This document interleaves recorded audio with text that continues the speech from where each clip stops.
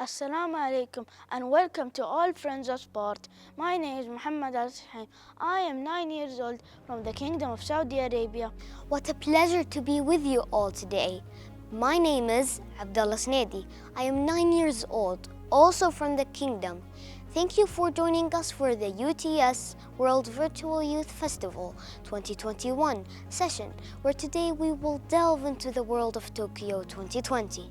The Tokyo 2020 Olympic and Paralympic Games were unique and certainly groundbreaking, not only being the first time in history that they were postponed, but the Games were also safely held despite the COVID-19 pandemic. Absolutely amazing! And did you know that Tokyo 2020 saw world records broken in 24 events across swimming, rowing, weightlifting, athletics, and cycling? I didn't know that, as there were no spectators. The IOC and IPC used digital engagement to create an atmosphere that made athletes feel they were not alone. An awesome cheer wall was built in the stadiums with more than 250 million videos coming from different corners of the world, supporting the athletes. Pretty creative, I would say. Agreed. These games also had some of the youngest and oldest winners, such as 13-year-old Momiji from Japan in women's street skateboarding, and equestrian rider Dorothy, who won a gold aged 52. Today we have 4 truly outstanding talented athletes who competed in the games, and we would like to welcome Tahan Al-Qahtani, 22, from Saudi Arabia, who competed at the Tokyo 2020 in the plus 78 kilograms women judo and showed the world the perfect example of sportsmanship. Tariq Hamdi, 23, also from Saudi Arabia, who won a silver medal in Tokyo for the men's karate plus 75 kilograms. And we also have Ezra French, 16, from USA, who competed in track and field and who co-founded the leading Los Angeles Paralympic movement, Angel City Sports, as well as the fabulous, inspirational Hasna Kakandakwe, a 14-year-old swimmer and social activist from Uganda, who proudly held the flag of her country during the opening ceremony. Before we meet the stars, it's our honor to introduce our outstanding guest who will set the scene for this session as a Vice President, Saudi Arabian Olympic Committee and Secretary General of the Asian Games 2034. Please let us welcome His Highness Prince Fahad bin Dului Al Saud. As Saudis, we are very proud to join the wider Olympic family in celebrating Tokyo 2020 Olympic Games with the largest delegation ever, and thankfully be able to win the 4th Olympic medal in the history of Saudi Olympic participation, with silver medal in karate, brought by the Olympic medalist, our champion, Tariq Hamdi. This was only achievable thanks to the massive support from our government and the great impact that Vision 2030 program has left to the kingdom's sporting sector. Our NOC, under the leadership of His Royal Highness Prince Abdulaziz bin Turki Al Faisal, has successfully implemented various projects that supported all affiliates to come out stronger throughout the pandemic. In Tokyo 2020, we were not only planning to see our athletes having their way towards the Olympic podiums, but we were also eager to get together again and enjoy our first mega sporting event that we have been waiting for, sending a message of hope and prosperity to all communities around the world. The challenges we faced in the last Olympic Games were no different than those all NOCs had to overcome to make Tokyo 2020 a possibility. However, and looking back at the wonderful memories that are still living with us from Tokyo, we should be grateful to our Olympic movement, which has clearly proved that even though we are challenged by these circumstances, we can always unite and accomplish this together as one team and one family.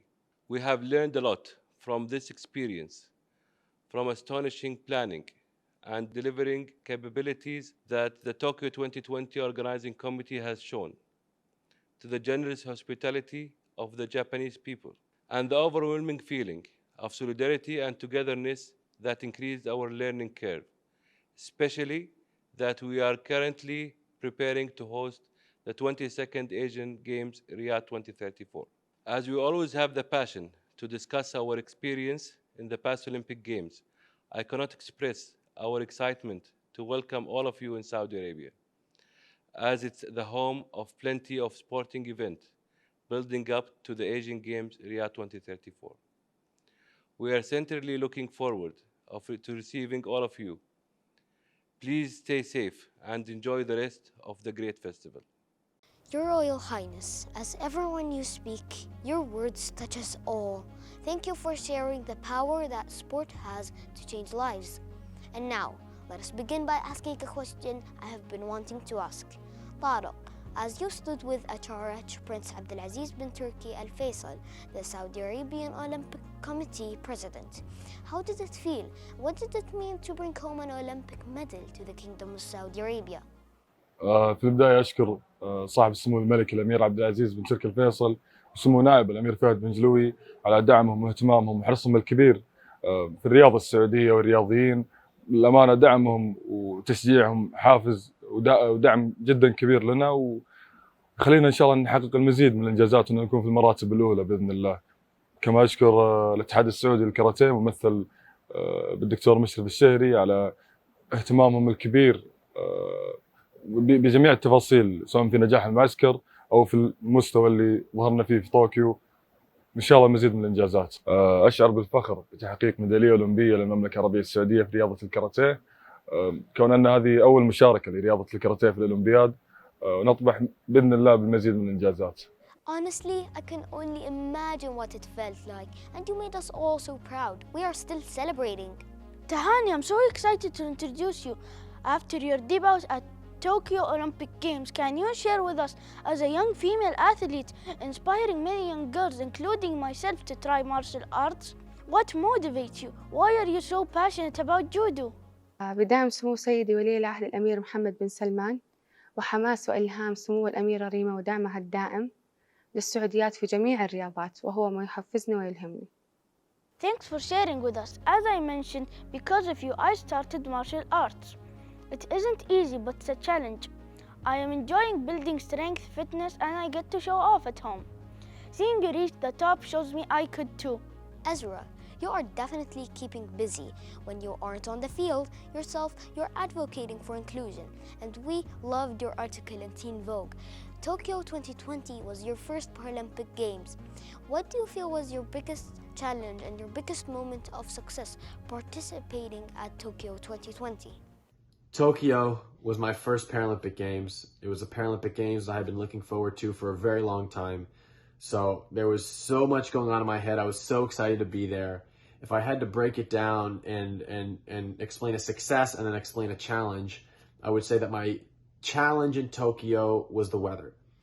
You would think that it would be nice and hot and sunny in Tokyo, but that was not the case the night of my high jump. It was actually torrential downpour, and it was raining a ton.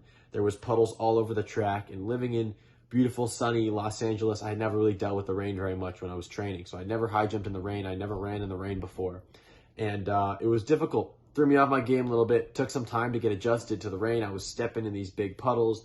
The water was reflecting. The track was filled with water and filled with people huddling up, and there was umbrellas and people, wearing jackets to cover up from the rain. So I would say that was probably the biggest challenge. As far as my biggest success was in that same competition, winning 5th place. This games meant so much to me. I put so much time in, put so much effort. I wanted to walk away a Paralympic medalist. I fell about an inch short of that. I landed in 5th place. But given the circumstances, it was raining, my first Paralympic Games. At 16 years old, I was competing against grown men who have been doing this for way longer than I have. Guys who are professionals at this. This is their career. They make money. They're adults. And I'm just a 16-year-old kid who really loves track and field and worked really hard to get there. So if I put it in perspective, I'm grateful for the opportunity to go out there and compete against the best. And I competed against the best, and I landed in 5th place. So I would say that placing 5th, jumping very well, clearing a good height, that was definitely my biggest success from the Paralympic Games. And then the biggest challenge was obviously the rain in that same competition. But it just goes to show you, The rain was in my way. There were puddles all around me. I was jumping in conditions I've never competed in before, but I put all that aside. I pushed through the obstacle and ended up landing in 5th place, which I'm very proud of and really grateful to have the opportunity to compete on the world stage like that. Honestly, your determination and passion are something I have never seen before. I suppose the key is doing what you love, and when we enjoy what we do, we try harder, make more effort, and go for it. The next games are around the corner, and we have no doubt you will be there. Hasna, you're so young and yet you reached the world stage, the biggest sporting event and stage in the world. Phenomenal achievement. How do you think participating in Tokyo 2020 Paralympic Games changed your life? My road to Tokyo began as soon as I finished getting my first classification.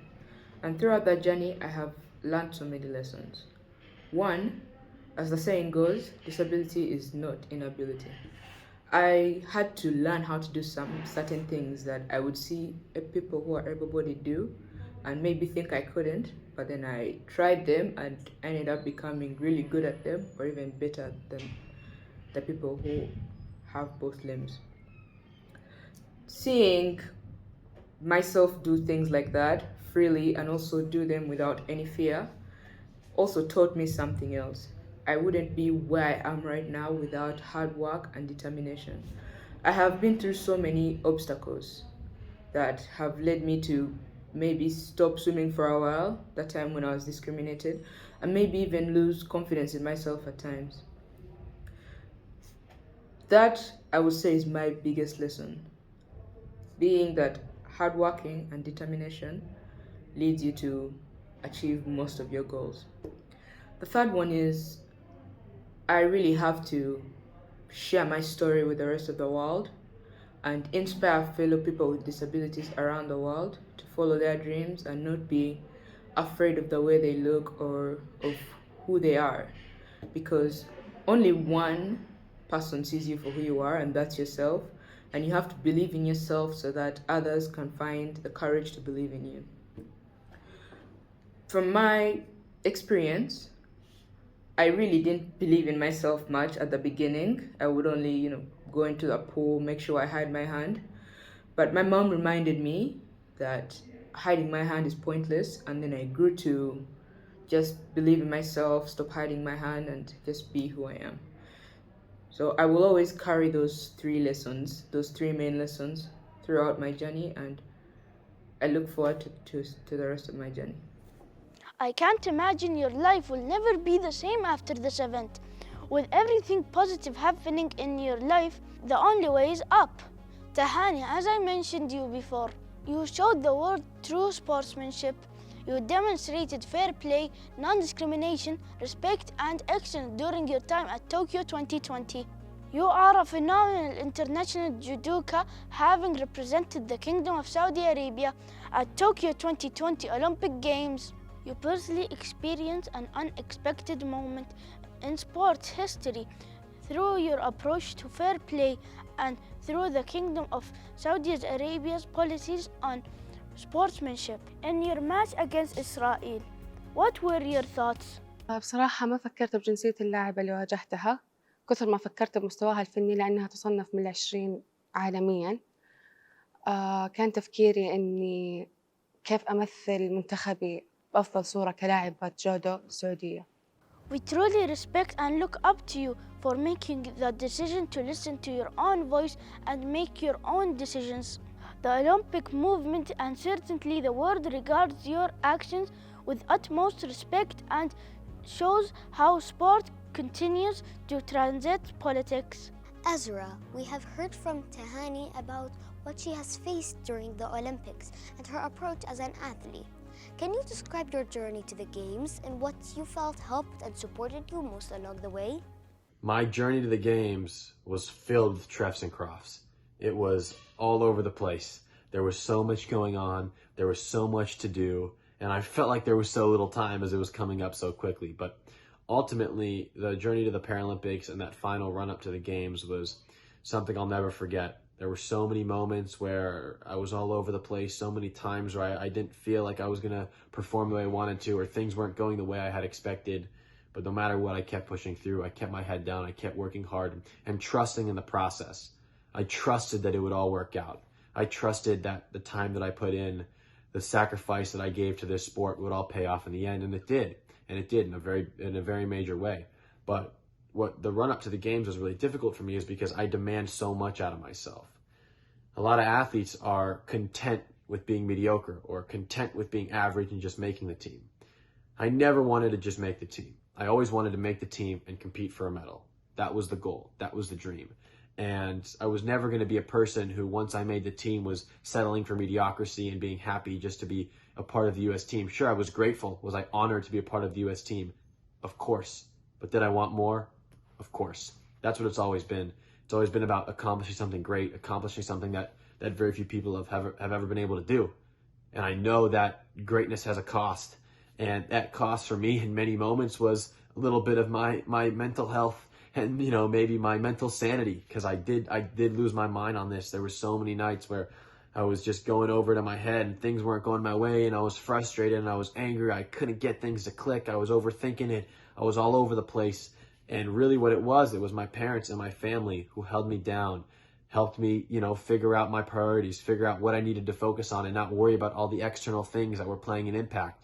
You know, we'll only worry about what I can control, and the things that I can't control, there's no point in worrying about them. So having my family, having my team, having my coach, having my chiropractor, having my physical therapist, my psychologist, having the whole team there to support me on this journey to the Paralympic Games is really what got me through it, because I had people there. I had people who understood what I was going through and resonated with the same experiences that I was going through. So that was truly special. That's what helped me stay focused, not lose my mind all the time, is having people there to calm me down, help assure me that I'm on the right path, I'm taking steps in the right direction. So having that team behind me, having the people who supported me through these 5 years be with me in the final run up to Tokyo, that's what helped me get there, and that's what helped me perform as well as I did. We know that the support system you have and your team are crucial to your performance. Your first time at the Games has encouraged you to learn so much, and we are so excited to see your career develop. You are amazing. You really are. Husna, you began at age 3 to swim and have risen above all your challenges with confidence. With the global pandemic restricting much of our life as a swimmer, how did the pandemic influence your training and how did you keep motivated? COVID-19 really hit the world and set everything off track. Personally, I didn't really think it would last that long. You know, looked like the flu. It was only going to last 2 weeks and then we go back to school and go back to training. So during that period, I didn't really do much dry land. I was just doing on a few days. And then I saw it becoming longer and I was like, oh my God, it might be staying here for a while. So I need to step up my jogging time, and dry land in general. Tariq, you are the star of Saudi Arabia national karate team, and you inspire the youth of Saudi Arabia to get active and participate in sport. Can you share with us how your sport karate has changed your life? بمناسبة استضافة المملكة لهذا الحدث الكبير، متحدون من خلال الرياضة شجع جميع فئات المجتمع بممارسة الرياضة وجعلها جزء من حياتهم. رياضة الكاراتيه هي أحد الرياضات التي لها تأثير كبير على شخصية اللاعب. استفدت منها الكثير، زي الصبر، الثقة بالنفس، الالتزام بالوقت، احترام الخصوم، وضبط النفس عند الانفعالات سواء كانت إيجابية أو سلبية. وهي فعلا الرياضة غيرت حياتي. Thank you for sharing your thoughts and the power sport has to really change lives. Congratulations again for your Olympic silver medal. And you dedicate much of your time to training and practicing judo. In your experience, did the postponement of Tokyo 2020 Olympic Games have a negative or positive impact on your preparations? كوني لاعبة جودو مثلت السعودية في أولمبياد طوكيو 2020 جعل من ضمن مسؤولياتي نشر رياضة وثقافة الدفاع عن النفس خاصة للبنات، وإعطاء فكرة صحيحة إيجابية بعكس الصورة المتداولة بأنها رياضة خاصة بالشباب. Well, from what we saw, you were on excellent form and clearly found ways to adapt despite the global pandemic. With Paris coming up, we hope you have the opportunity to now practice judo, and we look forward to following your journey. Ezra, you're a huge role model for teenagers across the globe, and when you speak, we can't help but feel inspired and empowered. What attributes do you think it takes to be a champion, and what strengths do you have that make you the great athlete you are? So when I think of what are some attributes that make a champion, there's a few that come to mind. First off, I will say resilience. Resilience is something that is extremely important and a huge attribute to becoming a champion. I think that in life, it's not this easy path up to the top. There's all these failures, there's ups and downs, there are obstacles being thrown your direction. And so when I think of attributes of a champion, the first one that comes to mind is resilience. How can you bounce back when you fail? And this is a lesson that is very, very relevant in my life. As you know, in Tokyo, I went out to my first Paralympic Games and I fell short of my goal of winning a medal. And I expected to go out there and win, and I fell short. I failed on the attempt to accomplishing a dream of mine. That was the failure. That was something where things didn't go my way. It's how you bounce back. That's what defines a champion, in my opinion. And I think there's a famous quote. It's courage is the ability to go from failure to failure without loss of enthusiasm. And that is a perfect definition. That's a perfect example of that. How can you go from failure to failure without losing that enthusiasm? You know, losing that drive, losing that hunger, losing that determination, right? So for me, the second I got back from Tokyo after a disappointing loss, I went right back to work, went right back to training. I didn't really take any time off from the track, from working out.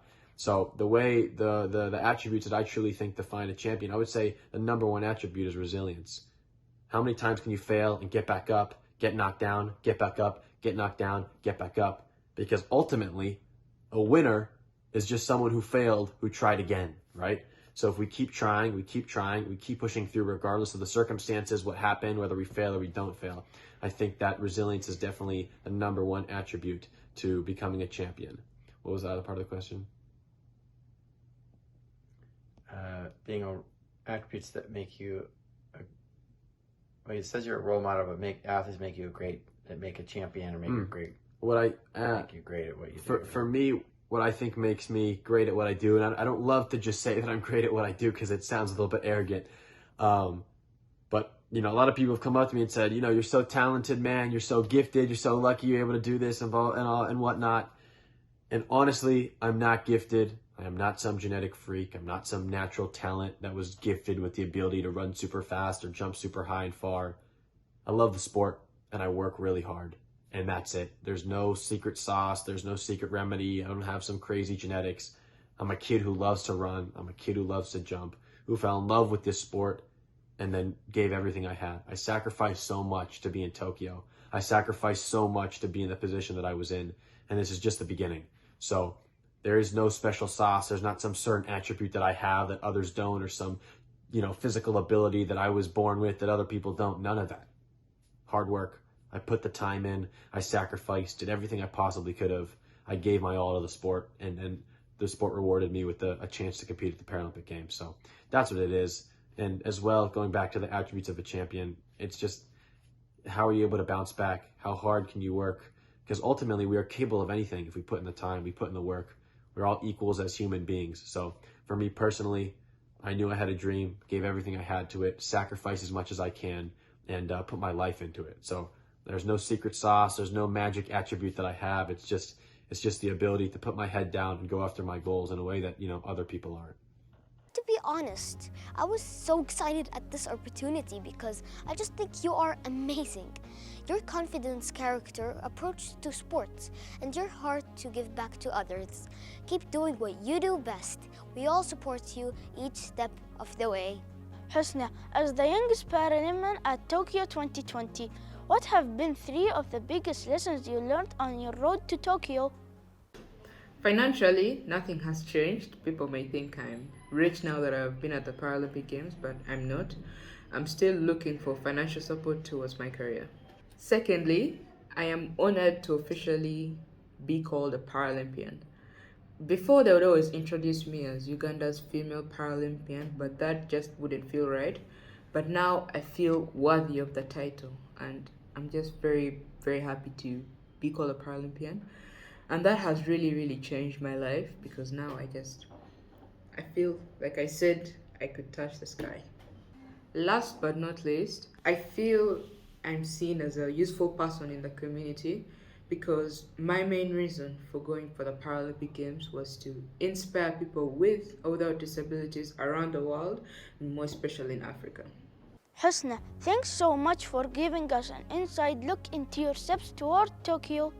It's said through challenges is where we grow the most, so we know that you're on a great path to more successes. Friends, today this session touched on what it really takes to be an elite athlete, the decisions and sacrifices that are made to reach the top, the journey taken in the pursuit of excellence. We would like to thank you, Tariq, Tahani, Ezra, and Husna.